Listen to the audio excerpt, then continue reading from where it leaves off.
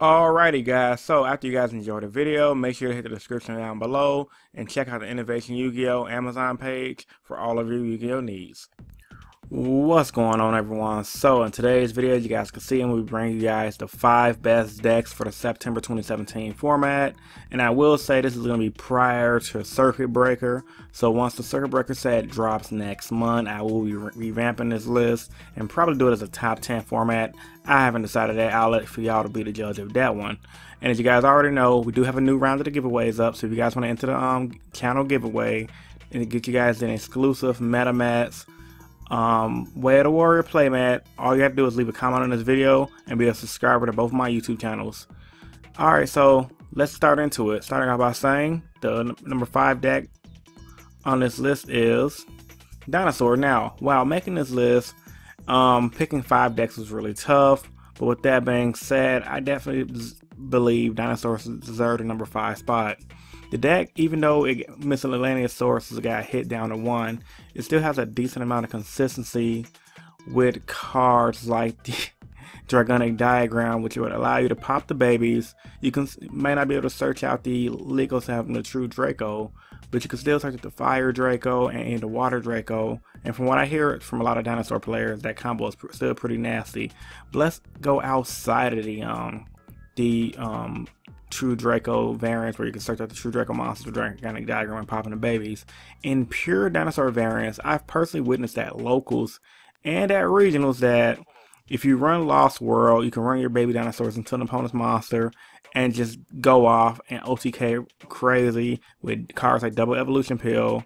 And there's one dinosaur guy, when you banish him, you special summon him to the field. So overall, I think a pure Dinosaur deck is definitely underrated in the format right now, and with the fact that it can OTK and it still have a decent amount of consistency, which is with Miscellaneous Sources at 1, I think the Dinosaur deck is a force to be reckoned with. So yeah, man, Dinosaur's at number 5. Coming to this at number 4, Magicians. Now, this is gonna be Magicians or Pendulum variants. Now, prior to this ban list dropping, I played against Magician Zodiac at locals, and that deck is really scary. Magicians without the Zodiac engine can set up on a crazy board. With the Time Gazer Magicians, they have a lot of consistency, and now post ban list, they got Wavering Eyes at 3, which helps them build their extra deck up. They have Luster Pendulum at 2, I believe, or 3, which would allow them to go into their extra deck. And just based on what Pendulums can do in the past, the Pepe format, they can just spam the board with a bunch of monsters turn 1 pass very easily. And yeah, a lot of you guys might be saying, well, they would need to make a Link monster to get them the extra zones. But when you factor in cards like Gofu being at 3 still, this deck is going to be pretty scary. Like, Magicians just fuse with any type of thing. Right now, it's going to be a good threat. And like I said, once again, pure Magicians at first can set up crazy boards. And then, with, of course, Zodiac is going to make it retarded. But like post Zodiac, now that Zodiac's gone, they can wipe boards really easily. And their extra deck access, guys, the extra deck they can access is crazy. They can access builds. They have Bionic back at 3, I believe. Konami Unlimited Bionic. So yeah, man, be on the lookout for Magicians and just Pendulum variants in general. It might not even just be Magicians, but Pendulum decks in general would definitely be a force to reckon with this format. So yeah, man, be on the lookout. Coming to this at number 3, I have ABC. Now, this is going based off knowledge that I've gained from looking at the OCG throughout the past format of National Season. Based on the old OCG results, ABC was topping like crazy. Even when Zodiac was when Zodiac first got hit and they were still lingering around, it was ABC. You had heroes here and there. And I think the reason why ABC was still in there kicking butt and even fighting with some Zodiac variants is the fact that they really didn't get hit by the Link summoning mechanic. I mean, look at ABC Buster right here. His effect pretty much reads, you can banish him, you can bring him out by banishing the above 3 cards you control or from your graveyard. So in a mill variant, he's great. Then once per turn during either player's turn, you can discard 1 card to target 1 card and field, banish it. That's the ultimate control piece. He's a 3,000 body, and then on your opponent's turn, you can banish him. You can tribute him target 3 of your banished ABCs. On your then you can use this effect to target 3 of your banished ABC monsters and bring them back to the field, triggering your field spell. So overall, like I said, this deck can control the board really well, and a skilled ABC player can really play mind games to your opponent, because a lot of people just think, well, you can just kaiju the ABC monster and you're fine, just kaiju the Buster Dragon, you're fine. But like I said, a smart ABC player is just gonna, okay, on your opponent's turn, if you think they have the kaiju and they got 1 card in their hand, okay, untag my ABC Buster Dragon, bring out my ABC guys, gain pluses due to my field spell on my turn, make a Buster Dragon, you just continue looping that until you win. And then let's also think to the fact that we have Go For at 3, so just like the other deck I just mentioned, you can give yourself an extra link zone to back up your Buster Dragon. So yeah, man, ABC is on list number 3 because once again it's one of those decks that, based on old OCG results, it was running Supreme when Zodiac first started to get hit, and I expect to see them get running Supreme in the TCG with Zodiac pretty much being dead at this point. Coming as this at number 2, World Chalice. Now, a lot of people are probably thinking, Chris, you're crazy. I'm gonna click the video out right now, but I think you guys are wrong to count this deck out. Rescue Rabbit is at 3. If I remember correctly, now correct me if I'm wrong, if I remember correctly, when Lynx first got announced and Zodiac was still kind of a thing in the OCG, World Chalice was kind of competing in the beginning. Of course, the Zoo players had to adjust the links on the mechanic, so I'm not getting that twisted. But for the first little while, you did see, like the first 2 to 3 weeks, you did see World Chalice players win events, top events, and do good in the OCG team tournaments. And I think that speaks levels to this deck's potential in a format with 0 Zodiac being played. I mean, yeah, you're gonna have your people who still want to play a Zodiac and try to bring it back and try to make it good. But let's be honest, a Zodiac deck without Dryden is nothing to be threatened. Honestly, a Zodiac deck without a way to span a field and recycling your engine with cards like Gusto Emerald is nothing to be threatened and worried about. So overall, I think World Chalice as a deck in general is really good. This is based off my own experience from playing at locals. That the deck, it can extra link, it can boost the extra link, so lock your opponent out of the extra deck. But other than that, it can just spit out link monsters like no tomorrow, abuse Fire Raw Dragon. And yeah, man, Rescue Rabbit's at 3. You're definitely gonna see this deck, and I definitely think it's gonna be a high contender on the tournament scene. So last but not least, my number 1 deck I have on this list will be True Draco. Now, a lot of people were excited the fact that Zodiac got hit on the ban list, and a lot of people failed to realize that we still have Masterpiece at 3. So while True Draco did get hit with the Dynamite guy getting banned, and the One Fire guy getting hit down to 1, and the True Draco trap that brings him back got hit down to 1, they thought the deck is pretty much dead, and it's like wrong. You still have diagram to worry about, so the deck is still extremely consistent.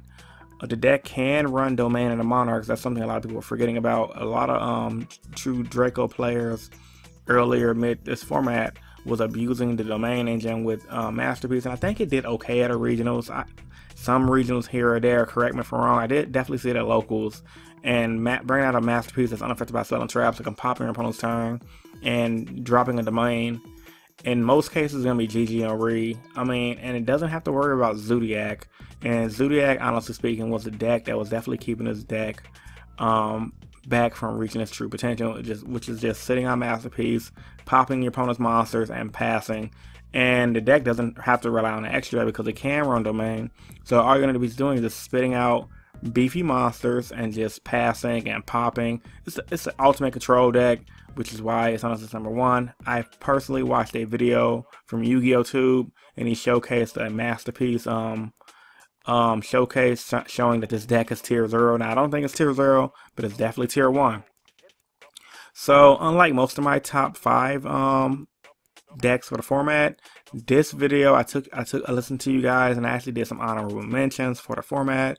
So let me click on my honorable mentions right now.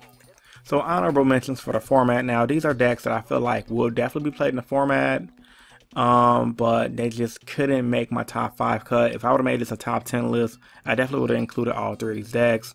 Let's start off with Wind Witch Invoked. Wind Witch Invoked or the Wind Witch engine in general is just going to be a force to be reckoned with. Simply due to the fact that you can make that first turn Clear Wing Synchro Dragon, which can negate monster effects, use a 3000 B stick, and overall it's just a bitch to deal with, honestly speaking.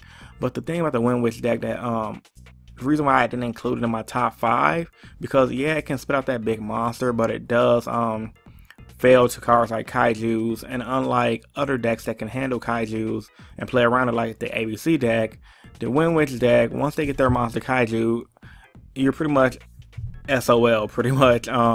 Did not to mention, unless you open up Gofu to start off the original combo you guys used to do with the first turn Clear Wing Single Dragon and then a backup play, you're not going to be able to do that anymore. So that being said, I think it's still going to be a solid deck. I just don't think it deserves to be top 5. Maybe 7 or 8, but not definitely top 5.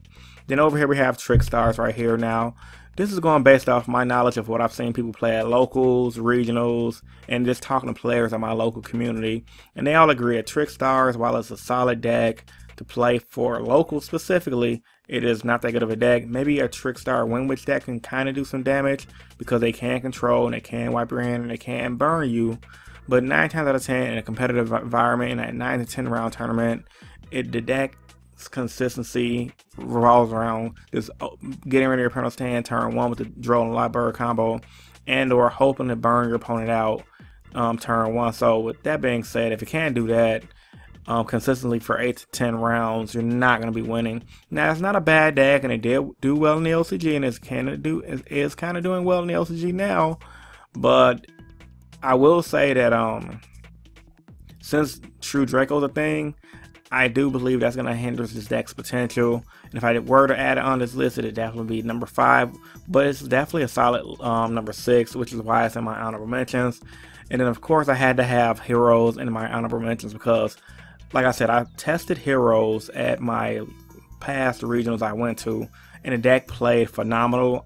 Most of the games I lost was strictly due to Zodiac just being OP. When I was testing it at locals, especially against my homie Marcelo, who runs Pendulums, completely wiped the board. I made my Dark Claw, and he legit had to waste all his resources to get rid of my Dark Claw, and he came back with one single Zoo card, which completely shifted the tide of the game and put it in his favor.